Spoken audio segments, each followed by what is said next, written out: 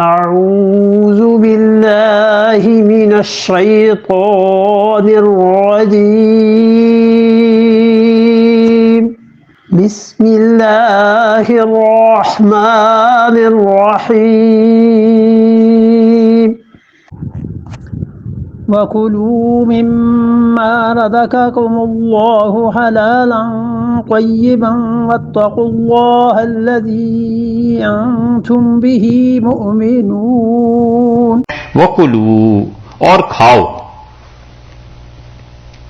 لفظ لائے ہیں کھانے کا، لیکن اس میں صرف کھانا پینا ہی نہیں، ساری ضروریات زندگی ہیں. پہننا ہے، اوڑھنا بچھونا ہے، اسی طرح سواری ہے، مکان ہے، سب چیزیں. وَكُلُوا استعمال کرو، کھاؤ پیو. مما رزقکم اللہ، جو چیز اللہ نے تمہیں دی ہے اس میں سے کچھ. اس آیت کریمہ میں یہ جو لفظ اللہ تعالیٰ نے الفاظ ارشاد فرمائے، ان میں سے ایک ایک لفظ ایسا ہے جس سے بحثیں ثابت ہوتی ہیں. اس کا خلاصہ بتاتے ہیں. یہ کلو کا لفظ جو لائے ہیں یہ صرف کھانے پینے کے معنی میں یہاں نہیں ہے، بلکہ تمام ضروریات زندگی ان میں تم کیا کر سکتے ہو، تم انہیں استعمال کرو. مما جو کچھ کے تھوڑا سا اس میں سے، رزقکم اللہ جو اللہ نے تمہیں رزق دیا ہے. یہ مما میں من آ گیا، اور من کا مطلب یہ ہوا کہ کچھ کھاؤ. اچھا صاحب، کچھ کھا لیں تو باقی کو کیا کریں؟ باقی کو خیرات بھی کرو، کچھ اللہ کے راستے میں بھی دو، کچھ خود بھی کھاؤ، کچھ آئندہ مستقبل کے لیے بچا کر بھی رکھو. یہ ساری تعلیمات تمہیں دے رہے ہیں. اور رزقکم اللہ، اللہ نے تمہیں دیا ہے، تمہاری اپنی محنت کا کوئی اس میں دخل اتنا نہیں ہے. ہم نے مہربانی کی ہے، ہم نے احسان کیا ہے، ہم سب کچھ تمہیں دے رہے ہیں. تو دیکھو ان چیزوں سے فائدہ اٹھانا. گھر بھی اچھا بنا سکتے ہو، اور لباس بھی اچھا پہن سکتے ہو، اوڑھنا بچھونا بھی اچھا ہو سکتا ہے. یہ سب چیزیں حضور اقدس صلی اللہ علیہ وسلم کو نجاشی نے بہت اچھے کپڑے بھیجے اور رسول اللہ صلی اللہ علیہ وسلم نے استعمال فرمائے. حضرت عبداللہ ابن عباس رضی اللہ عنہ جب گئے تھے خارجیوں سے مناظرہ کرنے کے لیے، تو خارجیوں نے حضرت عبداللہ ابن عباس رضی اللہ عنہ کے لباس پر اعتراض کیا. تو انہوں نے کہا تم میرے لباس پر اعتراض کر رہے ہو، اور رسول اللہ صلی اللہ علیہ وسلم کو میں نے کئی ہزار درہم کا حلہ یعنی جبہ پہنے ہوئے دیکھا ہے. حضرت صلی اللہ علیہ وسلم کے پاس چیزیں آتی تھی اور ان کے لیے آپ استعمال کرتے تھے. بہت سی چیزیں تھیں. رسول اللہ صلی اللہ علیہ وسلم پہ سارے احوال اور سارے دور گزرے. اچھے سے اچھا کھانا بھی کھایا، اچھی سے اچھی چیزیں پہنی بھی ہیں، اور اللہ کا فضل سمجھا ہے. اسی لیے اللہ نے آگے جو بات کہی نا کہ حلالن، ایک تو یہ چیزیں حلال ہوں اور دوسرے طیباً پاک بھی ہوں. کبھی کبھی چیز حلال ہوتی ہے، طیب نہیں ہوتی، پاک نہیں ہوتی. جیسے کوئی کسی کے ہاں سے کوئی چیز چرا لے، کھانے پینے کی کوئی چیز تو ہے تو وہ حلال، بکری دمبا بکرا یہ ہے حلال، لیکن اس کے لیے پاک نہیں ہے. اصل میں جانور حلال ہے. اور کبھی کبھی چیز پاک ہوتی ہے اور حلال نہیں ہوتی، اس کا کھانا پینا جائز نہیں ہو جایا کرتا. جیسے کہ پاک چیزیں، جیسے بھنگ ہے، یہ اب کہنے کو طیب پاک ہے. کوئی آدمی اس پہ بیٹھا ہے اور اس کے کپڑوں پہ سارا اس کے سبزہ لگ گیا ہے، نماز پڑھ لے یہ ٹھیک ہے، جائز ہے، اس کے کپڑے ناپاک نہیں ہوئے، مگر اس چیز کا کھانا حلال نہیں. تو دونوں چیزیں جمع ہونی چاہیے. ایک تو چیز حلال ہونی چاہیے اور دوسرے اس کے ساتھ ساتھ پاک بھی ہونی چاہیے. دونوں چیزیں تم استعمال کر سکتے ہو. اور دیکھو یہ اللہ نے اس کو دیا ہے تمہیں تاکہ تم اس میں سے کھاؤ پیو.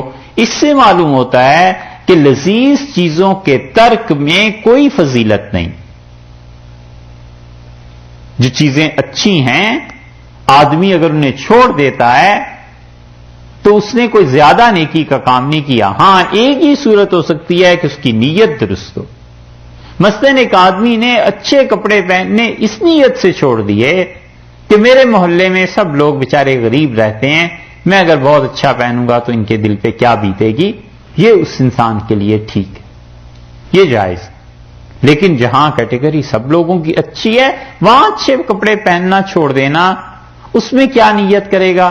اس میں نیت اگر تواضع کی ہو، بندگی کی ہو، عاجزی کی ہو کہ اللہ یہ آپ کا احسان ہے، سب چیزیں ہیں، مگر میں کہاں نالائق ان چیزوں کو استعمال کروں، تو یہ بھی ٹھیک۔ ایک آدمی بالکل اس کے برعکس نیت سے پہنتا ہے اور کہتا ہے اللہ آپ نے اتنی مہربانی کی ہے، اللہ آپ کا احسان ہے، میں ایسا نظر ہی کیوں آؤں کہ لوگ سوچیں کہ پتہ نہیں اس پہ خدا کا کوئی احسان ہوا ہی نہیں، خدا کی کوئی مہربانی نہیں ہوئی، تو میں کیوں نہ اچھے کپڑے پہن۔ بالکل ٹھیک۔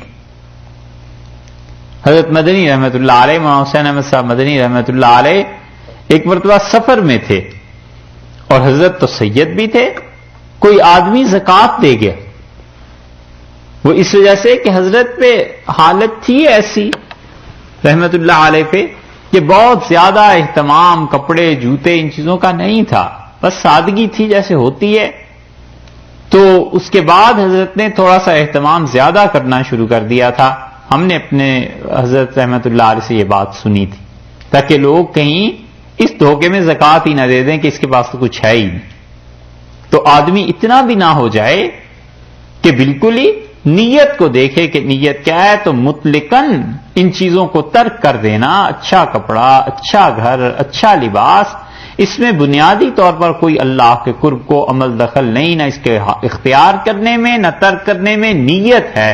اگر نیت ان سب چیزوں میں اچھی ہے اللہ کا قرب ملے گا، اور نیت ان سب چیزوں میں خراب ہے تو اللہ سے دور ہو جائے گا۔ بس یہ چیزیں، ایک آدمی بہت اچھا مکان بناتا ہے پکا پختہ تاکہ یہ دو چار نسلوں میں چلتا رہے، اس نیت سے کہ آنے والے جو ہیں خاندان والے انہیں پریشانی نہ ہو، زحمت نہ ہو، بہت اچھی بات ہے، اس کی نیت کا اسے اجر ملے گا۔ رسول اللہ صلی اللہ علیہ وسلم نے فرمایا اس سے جو بھی فائدہ اٹھاتا رہے گا اس کا فائدہ اسے قبر میں پہنچتا رہے گا، ایصال ثواب ہے اس کا مسلسل ثواب ہے۔ اسی طرح کوئی آدمی اچھی گاڑی رکھ لیتا ہے، کوئی حرج نہیں، اور اسی میں رد ہے اس چیز کا بھی کہ جو لوگ ترک حیوانات کر دیتے ہیں نا ہندوستان میں خاص طور سے، کہ فلاں جانور نہیں کھانا، بڑا گوشت نہیں کھانا، یہ کھانے سے اللہ کا قرب نہیں رہتا، اور اس طرح کی چیزیں ان کی کوئی اصل نہیں ہے، اور خدا کے قرب میں اور خدا سے دور ہونے میں گائے کا کوئی عمل دخل نہیں ہے، انسان کی نیت کا عمل دخل ہے، نیت صحیح رکھے۔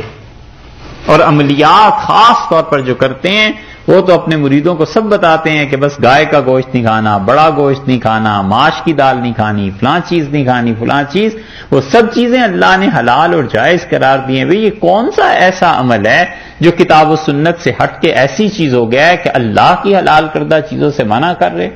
ڈاکٹر منع کرے تو بھی کچھ سمجھ میں آتا ہے کہ چلو اس نے بتایا اس میں پروٹین زیادہ ہے، یا اس میں شوگر زیادہ ہے، یا اس میں کوئی چیز زیادہ ہے لہذا نہ کھاؤ، یہ اپنے پاس سے جو قیودات لگانی ہے یہ اس آیت سے اس کا رد نکلتا ہے۔ اس لیے اللہ نے فرمایا کہ سب حلال اور پاک چیزیں اللہ نے تمہارے لیے درست قرار دی ہیں۔ حضرت ابو موسیٰ اشعری رضی اللہ عنہ کے پاس ایک آدمی آیا اور مرغ نہیں کھاتا تھا، تو ابو موسیٰ اشعری رضی اللہ عنہ رکھا اس کے سامنے، اور نے کہا میں نے خود رسول اللہ صلی اللہ علیہ وسلم کو مرغا کھاتے ہوئے دیکھا ہے، کوئی حرج نہیں، تم بھی کھاؤ۔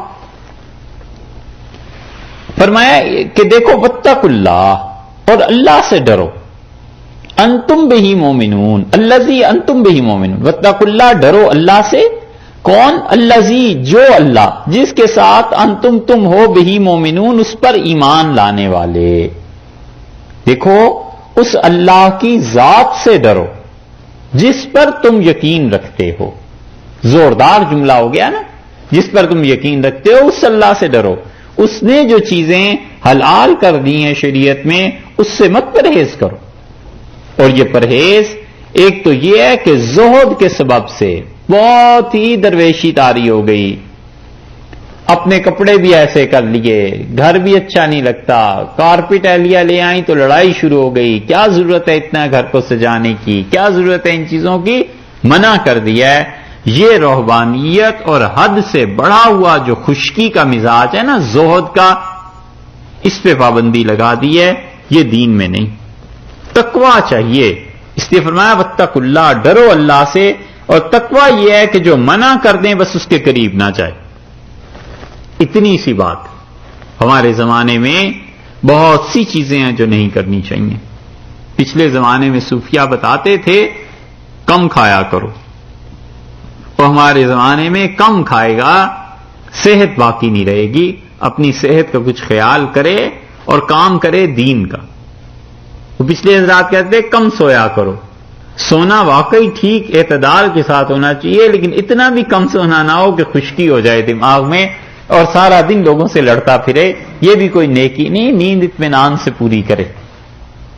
اسی طرح لوگوں سے کم ملا کرو، 4 چیزیں کہتے تھے نا، تو لوگوں سے تو کم ملے واقعی اس وقت جب انسان کو پتا ہو کہ کوئی دین کا فائدہ نہیں، اور دین کا فائدہ ہو تو ملنا چاہیے، اور بولے کم، بولے بس اتنا ہی جتنا انسان شریعت کے مطابق بات کرتا ہے، گناہ کی بات نہ کرے۔ اور وقت ایسا ہو گیا ہے کہ جو آدمی فرض واجب بھی ادا کر لیتا ہے بڑا کام کا آدمی ہے بھائی، اس سے زیادہ کی توقع نہ رکھے، اور سنت موقدہ تک پہنچ جائے تو پھر تو وہ ولی ہو گیا۔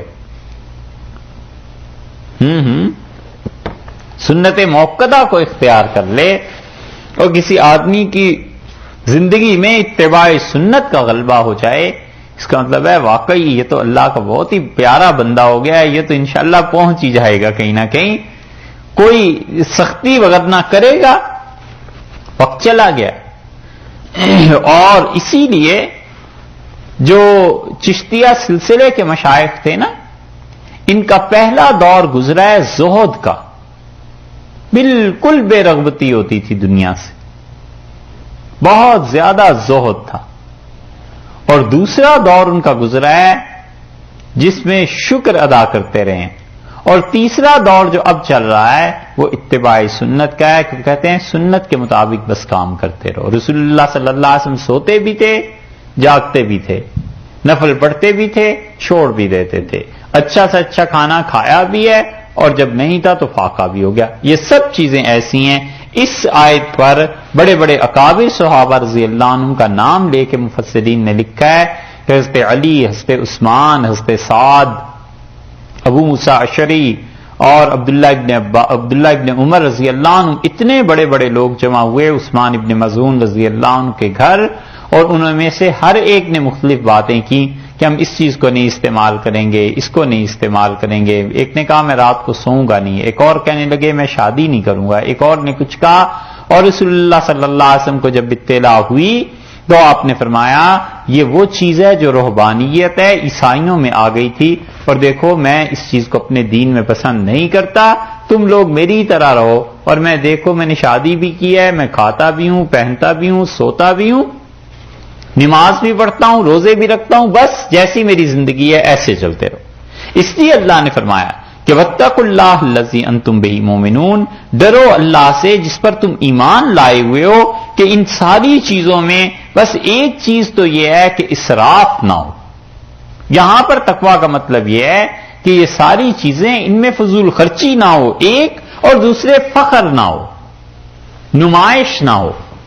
یہ ہے تقویٰ، کہ دونوں چیزیں نہیں ہونی چاہیے۔ خام خواہ لوگوں کو ان میں نمائش کرنا اپنی چیزوں کی، یہ بھی منع کر دیا، اور دوسری چیز اسراف نہ، فضول خرچی مت کرو، یہ چیز بھی نہیں ہونی چاہیے۔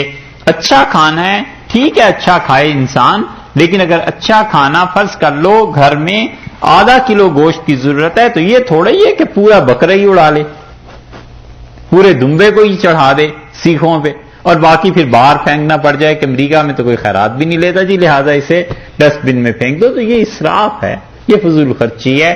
اللہ نے فرمایا ڈرو اس ذات سے جس کے پر تم ایمان لائے ہو۔